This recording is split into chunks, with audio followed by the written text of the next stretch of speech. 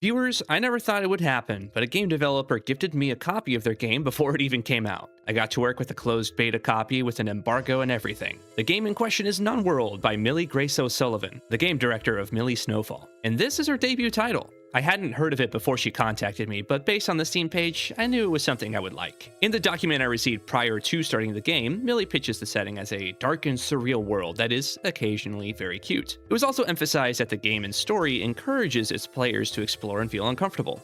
From the aesthetics alone, I was excited to dive in, and getting to read that there are secrets to be found and a battle system that focuses on resource management, and it seriously got me ready to go.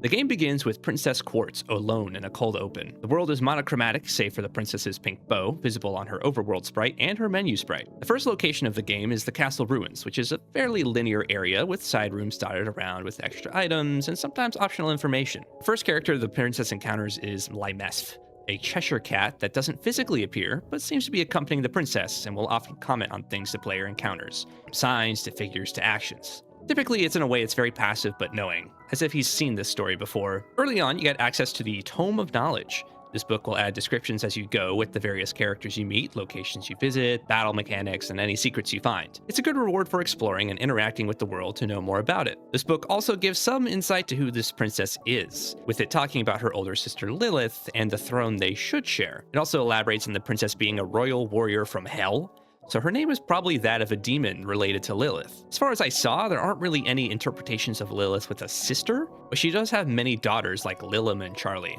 This also brings attention to the fact that the princess isn't from this world at all.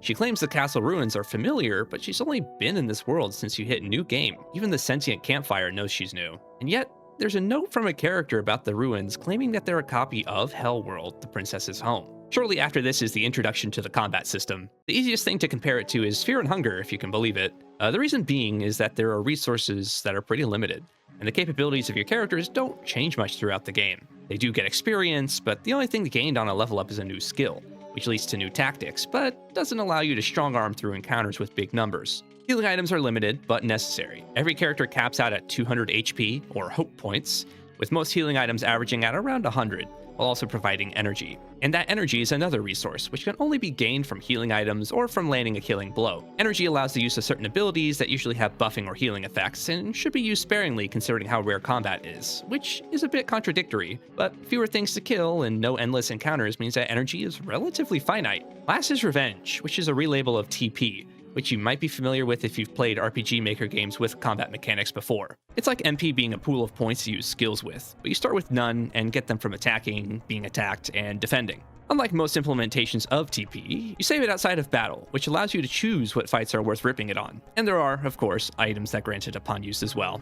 Needless to say, combat options expand greatly as you gain more party members. The other characters, Mayday, Cloud, and Ophelia, all have different ways of progressing combat. The princess herself mostly focuses on single-target multi-hits, so her best use case is blitzing down a singular enemy's HP.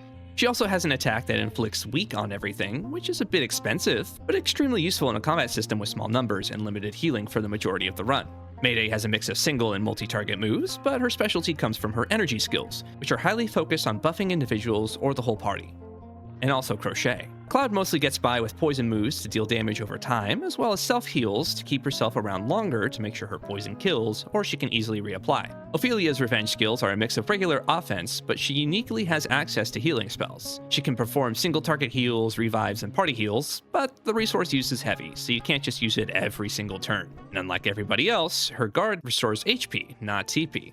So she has to gain it through combat or items. Unfortunately, these mechanics are kind of hampered by the overall low difficulty of the game. I played on hard, and I never lost a fight. Same thing for when I played on Nightmare. It was harder, but with the familiarity of the system, it's easy to deal with the problems the game throws at you. This isn't necessarily a bad thing, as not every game needs to be ball-bustingly hard, but it could be disappointing if you were hoping for some serious roadblocks to progression. At the very least, the tools available are fun to use, and battles last just long enough for most of them to feel like they have their place. The game has a standard list of status effects you can apply or be affected by, but unique to Noneworld, to my knowledge, is Certain Death. This status is applied automatically to anybody who has below a certain HP threshold. I think it's around 10 to 15%, but I'm not too sure. When afflicted with Certain Death, the target loses their defenses, so most any attack should kill at that point. The only way to recover from it as a player is to heal back over over the threshold and it disappears instantly. I think this concept is neat and allows for you to gain some momentum when something's just out of kill range. It's not as disadvantageous to the player because it triggers at such a low amount of HP,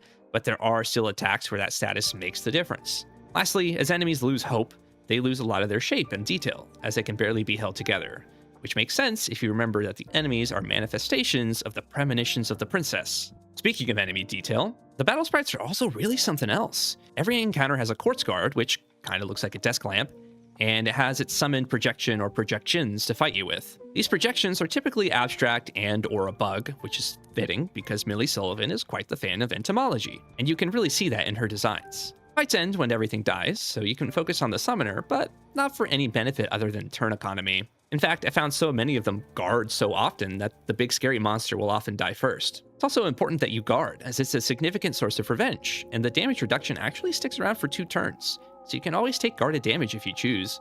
Despite the emphasis on difficulty and resource management, I never found the game challenging, and that appears to have been the consensus, as one of the game's earliest updates amped up the difficulties on easy and normal. I believe Nightmare is unchanged, and Irregularis mode is the same difficulty as Nightmare, but you can't save anymore. I thought about trying it, but I haven't really had the time to play the whole game in a single sitting. I doubt there's any new content in that mode, but I like that the challenge exists, and there is an achievement for it.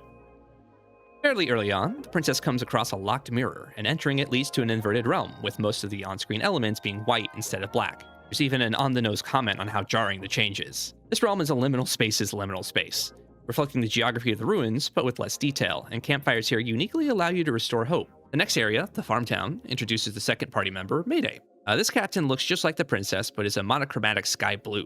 She's more boisterous than the main princess, and is messier and less put together. When commenting about the situation or her thoughts, they reflect the higher energy mood she puts out, making her feel like an isolated facet of the princess's personality.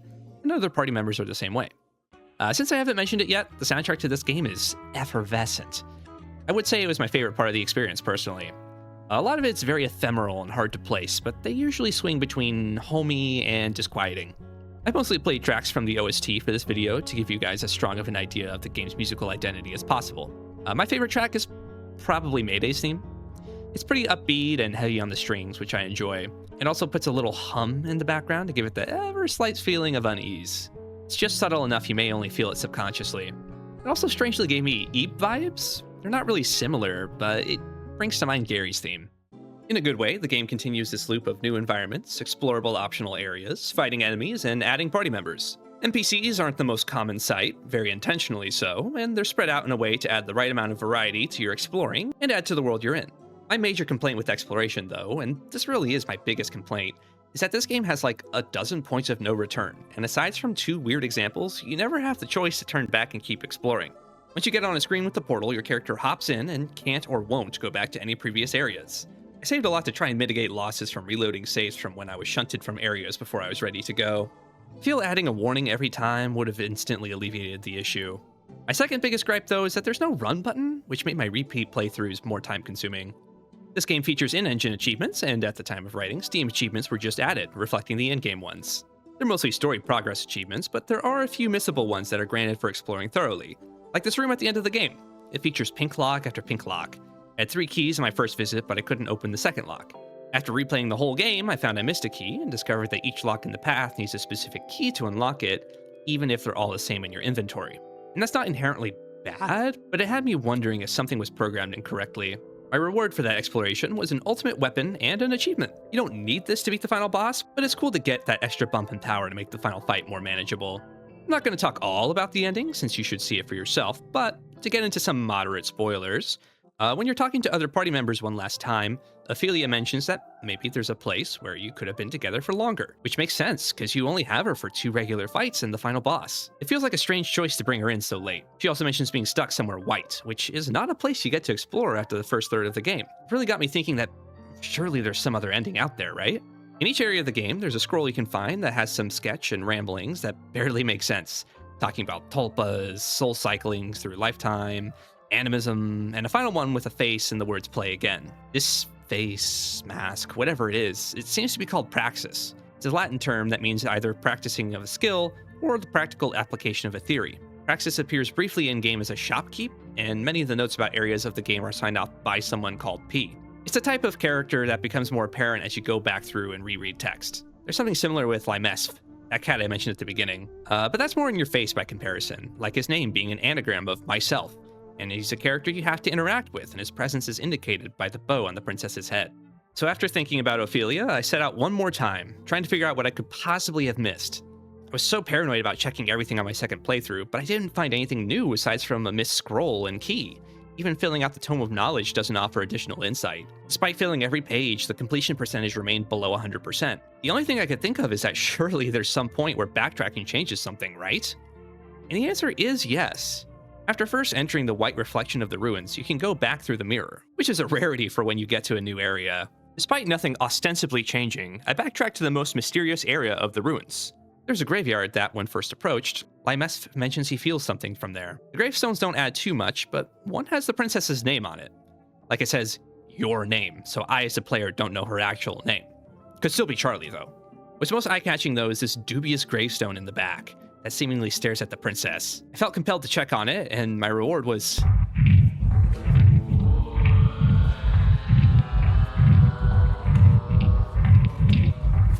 oh my god, this is horrible.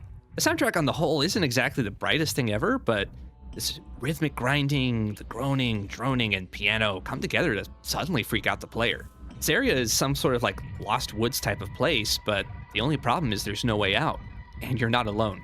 Occasionally a shadowy Praxis figure can appear, and interacting with it leads to a jump scare that locks you out of the maze. At this point I'm trying so hard to figure out the path to whatever conclusion this place has to offer.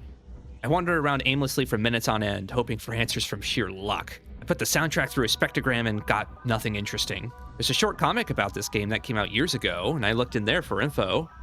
There's this page that kind of looks like a map, but I couldn't translate it into anything usable. Which, hey, you should download this from Millie's itch page when you get the chance. The last thing I tried is I start brightening images up aggressively. I take a screenshot with Praxis on screen, and I start making it look like the sun.